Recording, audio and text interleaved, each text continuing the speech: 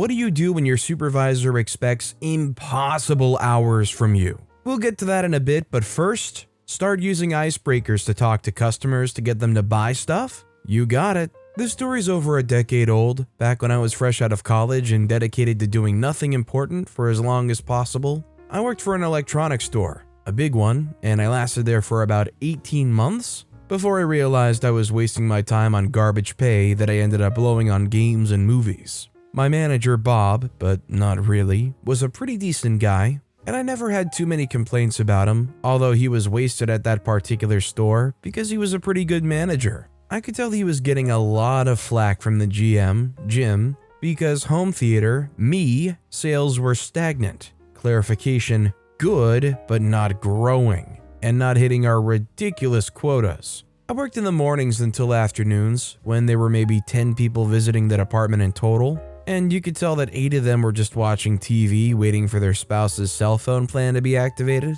Unfortunately, since there was so little foot traffic, management's decision was to drill into us how to use every marketing and customer manipulation tactic to encourage people to buy things. I was a good salesperson, and I could sell the crap out of home theater using tactics such as getting customers to use their imagination about their options, or presenting new options in ways they hadn't considered. I listened, I learned about their needs and what they were looking for, and they frequently left the store with something completely different than what they thought they needed. I recall that the number of returns I had was so small that I could probably count them on both hands over 18 months. I, however, was completely freaking disinterested in marketing tactics, sales tactics, or manipulating customers for upsells. This meant upselling or changing how I communicated with them to speak their language in a way that marketing showed increased sales but was blatantly manipulative. Screw that. So when Jim tells Bob about their new push to encourage customers to buy things they normally wouldn't buy, he knows I'm going to be a challenge. But he does a pretty good job at trying to convince me. He comes to me and we have a floor meeting, and he asks me to try breaking the ice with the customers by chatting them up a little about topics unrelated to their viewing habits, home theater, etc., to get them to like me enough to want to make a purchase. Malicious compliance time. I was ready to quit and move on, and I was no longer interested in playing the game.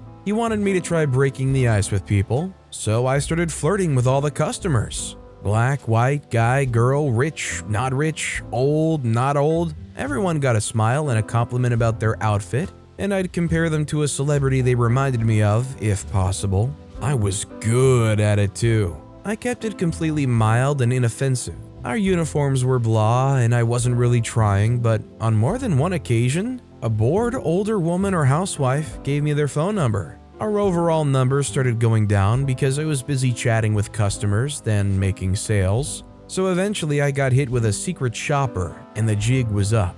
Bob finds this out from Jim, and I can hear him laughing from across the store before coming to my department to ask me to go to the back of the store for a private meeting. He wrote me up for inappropriate communications with customers. I told him I wouldn't sign the write-up report because I'd received no directive saying I couldn't flirt with customers. I wasn't violating the employee handbook, I made sure, and I never said anything that was offensive or sexual, even though several customers took it in that direction. But more importantly, I was giving my 2 weeks notice, but if the write-up was a deal breaker, I could leave now. Bob was sad that I was leaving, but understood. Jim was pissed that I was leaving because I was a good earner, even though the department goals were ridiculous. There's not a lesson from this for the managers out there, so don't read into it. I was an acerbic donkey, so I'm going to read into it, and what you're telling me is workers should flirt with the customers more. I think I'm getting the picture here.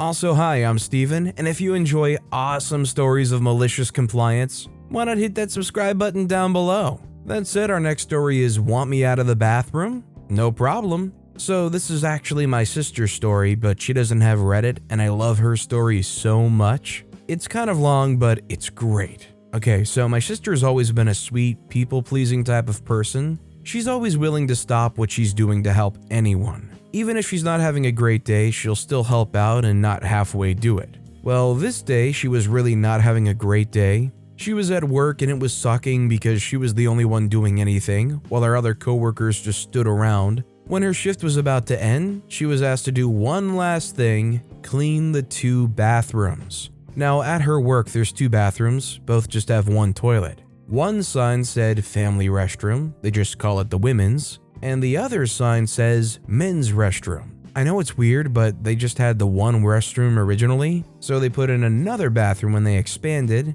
and called it the men's. So anyways, she's almost done cleaning the women's restroom when a woman walked up behind her. She rudely tells my sister to get out because she needs in there. My sister kindly told her that she was cleaning them but was almost finished, and then she would leave. Well, the woman told her no and to just hurry up and leave. My sister told her that it's totally okay for her to use the other restroom, as they were both the same and no one really cares. The lady again said that she didn't want to use the men's and insisted that she get out of her way. Normally, I think my sister would have just left, but since the lady was being so rude, she decided to keep cleaning until she was done. So finally, all my sister had to do was restock the toilet paper because it was empty, which she told the woman waiting. Well, the woman told her not to and to just hurry up and get out of her way. So my sister did. She got up, grabbed the roll of toilet paper, and walked out of the restroom. Then she turned around to the woman, held out the toilet paper, and said,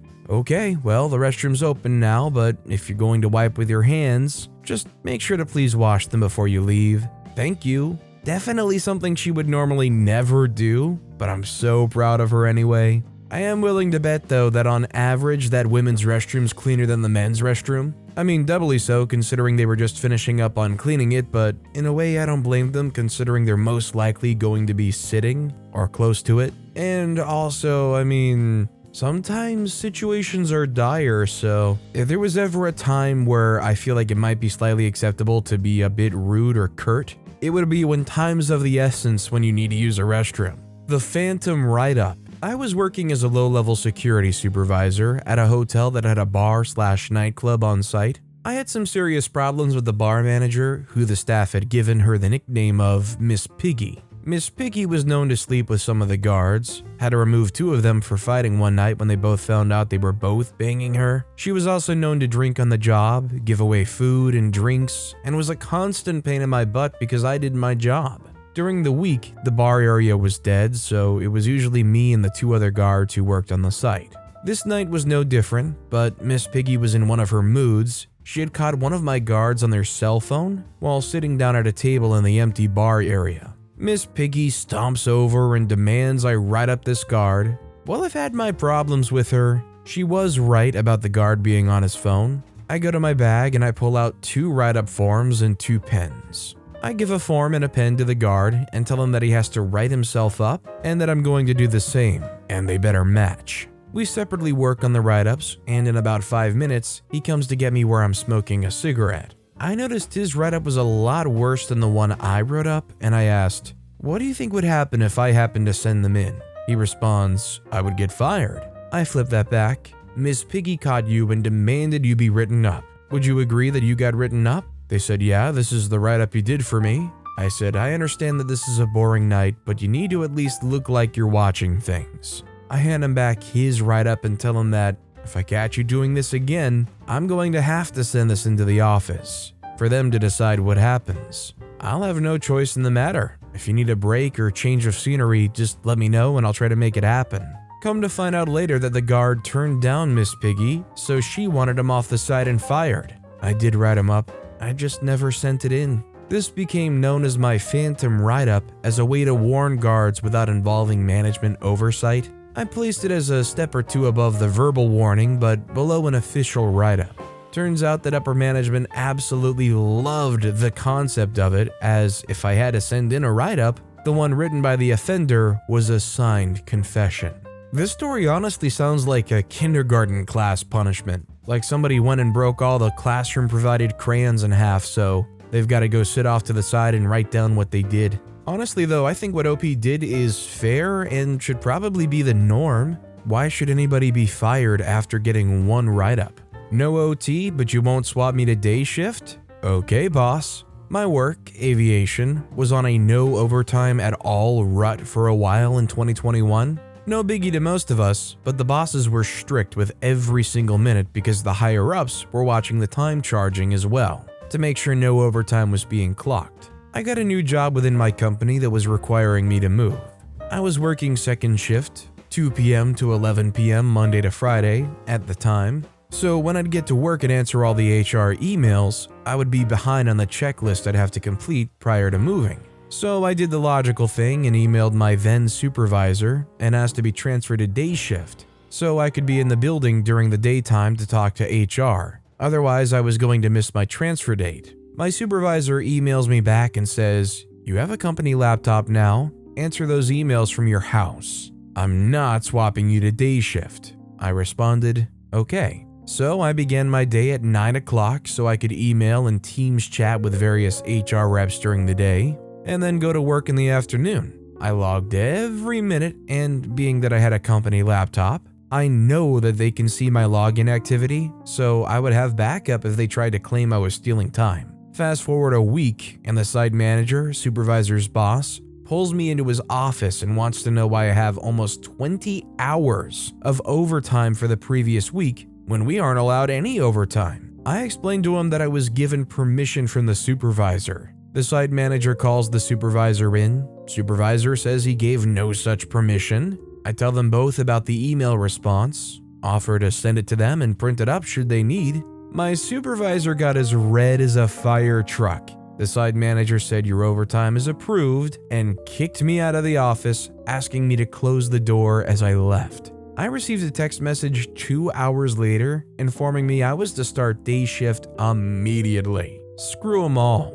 I think this is one of the most annoying things about the modern day with social media, with phones being basically expected. Some companies expect you to just always be available. I fully maintain that if you have to answer emails or take phone calls outside of work, not during your normal hours, you deserve some kind of on-call fee for sure. That said, our final story of the day is Death by Mountain Dew. This is a funny story about kids and soda pop. So a few years ago when my 5 kids were still at home, my brother got himself in trouble, and his 4 kids had to come live with us. We started having a lot of issues with all of the kids just helping themselves to whatever treats we would buy. So if we went shopping and got some soda to last a couple of weeks, they might drink it all when we weren't home and then blame each other for it. So one day we were at the big warehouse store and they had a pallet of Mountain Dew on clearance for 39 cents per bottle. My wife and I looked at each other and devised a devilish plan.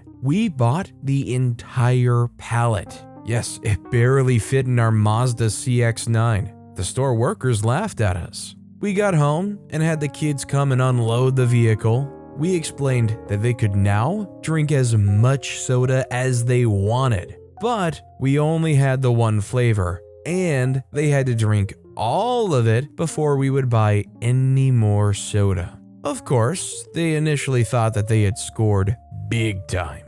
A month in, and they were done. Daily complaints, begging for forgiveness, swearing that they would never drink Mountain Dew again.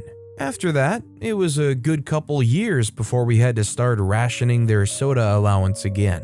As somebody who has admittedly had more than their fair share of soda in their days, I think the kids' fatal mistake here was settling on Mountain Dew. I mean, I guess it was up to the parents. The pallet of Mountain Dew was on clearance, so they got that. But I'm of the opinion and maintain that one Mountain Dew is already kind of enough. Like once you get through 2 cans of Mountain Dew, I'm already feeling like done with soda. I feel totally gummed up and slow and lethargic. I don't know what it is about regular Mountain Dew for me, but regular Mountain Dew just makes me feel like totally all around gummed up and slow. And I mean, if this was literally anything else like a Pepsi or even like a Sprite, honestly, I bet that soda allowance thing would be totally different. It's just they settled on drinking loads and loads of that super syrupy sweet Mountain Dew. But with that being said, that's all the time we have for today. Now, if you want to hear another absolutely awesome malicious compliance story, check out that video on the left. Or if you missed my latest video, check out that video on the right.